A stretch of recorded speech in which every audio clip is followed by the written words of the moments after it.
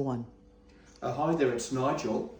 I wanted just to give you some feedback on Kaboodle kitchens. They're fantastic, but I wanted just to cover some of the key things you need to really look out for when you're putting your Kaboodle kitchen together. The first stage is really the demolition of your old kitchen, which is that's very, very important. But also you need to make sure that you have your electrics organised once you've done your demolition, and also your plumbing is very, very important. Now, when you're putting your Kaboodle kitchen, you'll order your Kaboodle kitchen from Bunnings, which is fantastic. They've got great people there to help you. One of the key things you need to really be very confident is getting the right person to install your Kaboodle kitchen. Now, that's easier said than done.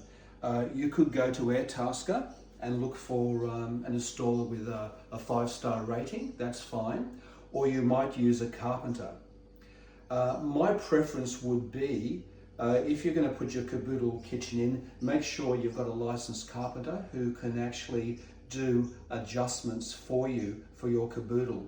Because the Kaboodle comes, it has to be assembled, but it's not just assembling the Kaboodle, but it's also making sure that the gaps for your cabinets are operating well, and so you need someone who's very accurate about aligning your cabinets.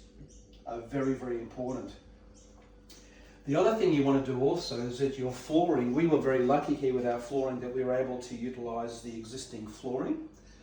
We weren't, but again, that's something that you might have to be conscious of in terms of your overall flooring.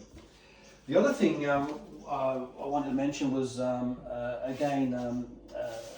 sinks are very, very important. So you need to really understand whether you want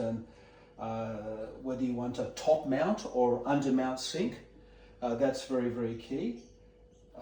This is a sink that we actually purchased, which was very good. But again, you need to be conscious of simple things like clearances. So if you look down here, just making sure that you have enough room for your plumbing and pipes. Another key thing also you want to be aware of is with your dishwasher. If you've got a Bosch, for example, you might have to take the top off to allow when the bench top comes over here. Again, you've got clearance. We're at a stage now where we're putting our bench tops, and we're actually getting Caesar stone, and also we're actually putting Caesar stone for the splashback as well, which is very, very important. One interesting thing also is that we are looking at actually replacing this window with a bifold. So when the bench top guys come, we don't want them to epoxy the Caesar stone on this reveal here.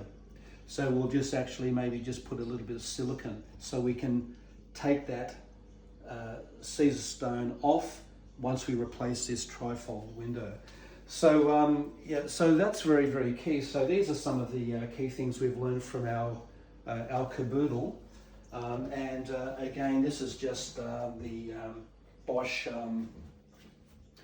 hot plate here, and again, just making sure that you have the right fittings, that it fits correctly. So again, and the other thing also is just, oh yes, the another important thing I wanted to cover is that the bulkhead here, we're actually getting a plasterer to put a new bulkhead in here and to come up with a very nice finish. So that's an extra expense you need to really be conscious of in terms of the bulkhead and the plastering. So overall, it's it's an interesting exercise to do, but the main thing I would emphasize is making sure that you get the right person to install it, and who can assemble the Kaboodle, and who has an eye for detail, and making sure that your gaps and it's put together very well.